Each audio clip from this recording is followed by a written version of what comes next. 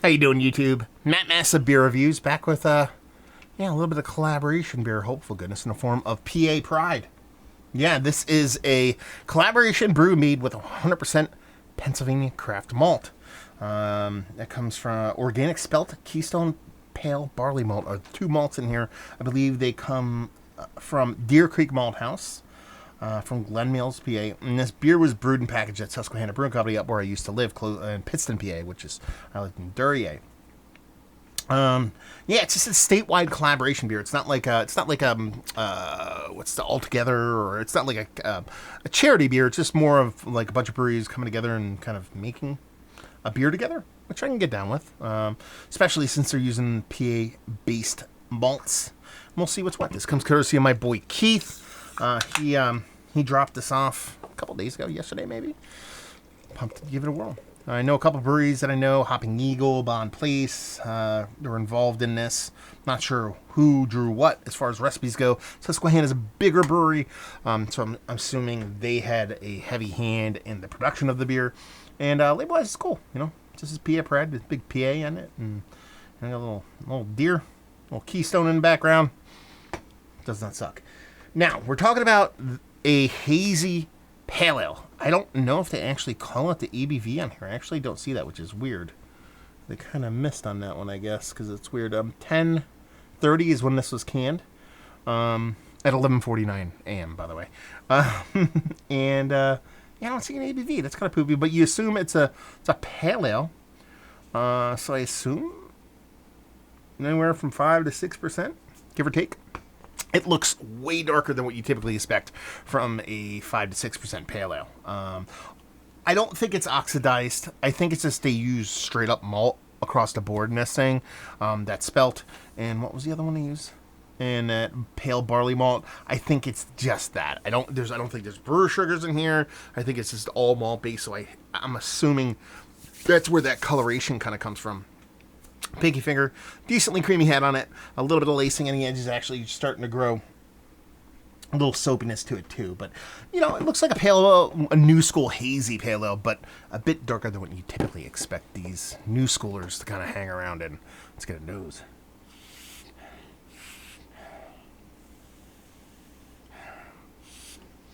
I mean, it's oranges, it's tangerines. There's something else in there too. There's a bit of kind of crackery maltiness on top of that. I actually like the malt in here because it doesn't come off as just super malt devoid of anything. There's it's the spelt, but I'm kind of leaning into like a slight wheat characteristic. I think that's the spell that I play, and you get a little bit of kind of that pale kind of crackery malt to it. But that orange on orange definitely comes off. But there's something else to it, and I don't know what it is. In the fruit category, I think it's just an under-ripened version of an orange, or something maybe a little pithier, bittering, but it's leaning orange, tangerine, that kind of thing in the beer. Nectarine, even maybe a little bit of stone fruit, but very, very minimal.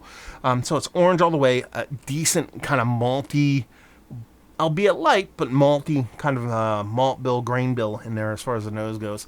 It smells tasty. Let's dive in. Cheers.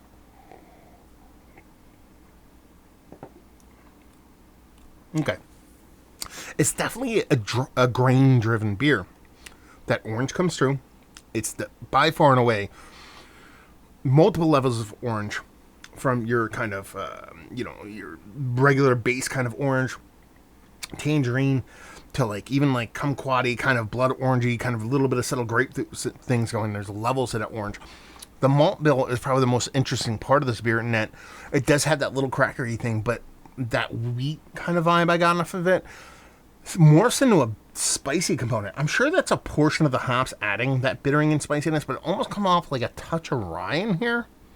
I don't hate it, but it definitely has a beefier, more robust malt bill than you typically expect from a new school hazy pale ale. It comes off way more like a high 6, low 7% double, or I guess that would be single IPA by today's standards, but bigger single IPA as opposed to a pale ale. Mouth feels nice. I mean, it's not going to be confused with super water nerdy, fluffy creaminess. I wouldn't call it thin by any stretch of imagination, but it goes down easy. Let's put it that way. And it's really just a slightly refined sugary version of orange. By that I mean tang, orangina, that kind of thing. Doesn't get necessarily all the way in that direction, but it's kind of hard refined sugar kind of sweetness in a way that orange kind of presents itself, but it doesn't get too far in one direction to where it gets overly kind of synthetic. Mouthfeel is fair enough. I mean, it's, again, gonna, in the grand scheme of things, be kind of low medium kind of mouthfeel, especially when it comes to kind of some of these kind of more robust, creamy kind of pale ale kind of mouthfeels in a lot of the new school beers. But I'm not hating this beer by any stretch of imagination. I like that slightly sweetened version of that orange, the way it plays off that little bit of spiciness that I believe I'm getting from the hops, and maybe even a little bit of that spelt is producing a little bit of that spiciness. I like it. I think it's fun. I think it's a fun beer. And honestly, you're talking about, it's not an all Pennsylvania ingredient beer. I mean, I don't think they'd really be able to even do that at this scale with hops and the hops they'd want to use. So that's why it's all Pennsylvania grain. Everything else, the water, the yeast, the whole nine, you could probably produce from PA, but the hops are going to be the big hurdle here. But since it is a PA-based beer, and the grain is supposed to be the star of the show, or the reason why they're making this beer, kind of tie it together as a Pennsylvania beer, the grain shows through. I mean, it is one of the leading characteristics in a beer that, or a beer style, I should say, that the grain is usually kind of, let's try to hide that as much as humanly possible. Everybody likes their super soft, devoid of grain characteristic hazy pale ale nowadays. So you do these kind of all malt driven ones, and not only do them, but kind of showcase the maltster on here. It would be a shame to hide that, and they didn't. And that is my favorite part of this beer, is that they didn't hide that. Is it going to be my favorite pale ale I've had in the history of mankind, or even Mount Rushmore status, or even top of the best I've had as of recent memory? No, but I really like the way the hop's shown here. I like the way the orange comes off, and that grain, that little bit of spiciness that I almost has to be part of a malt thing in combination with the hops, and the way that little crackery portion kind of comes off. I like it. I think it's fun. I think it's tasty. Go PA. So let's talk about it. This is one of the better pale ales I've had as late. It's worthy of being in a conversation. Just not Mount Rushmore status, but not all can be. But it's a really fun beer. Value and availability? No idea. Keith, let me know it's what. And leave you with, if you like what we like this beer,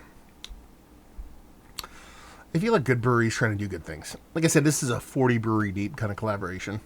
And they're doing it as just a kind of let's go PA kind of thing.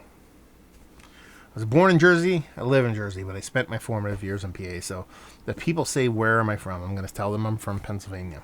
So anything that can help breweries that are struggling during this time is a good thing.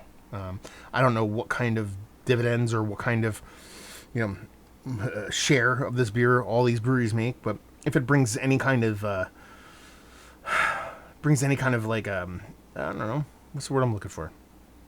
Shines a light on the breweries out there and what they're trying to do, and helps them get through these troubling times, and I'm all for it. So there you go. If you like good beer being made by good breweries, trying to do good things, you'll like this beer. So there you go. Another brewer collaboration beer, whatever you want to call it in the books. Hopefully you guys enjoyed it. Down there if you want to talk about it. Massive Beers if you want to check me out doing the social media stuff. Beer Massive if you want to check me out doing the whole podcasting thing. And hopefully you guys enjoyed the review. Hopefully you're enjoying a little bit of PA pride right now. Hope we'll see you next time. Cheers.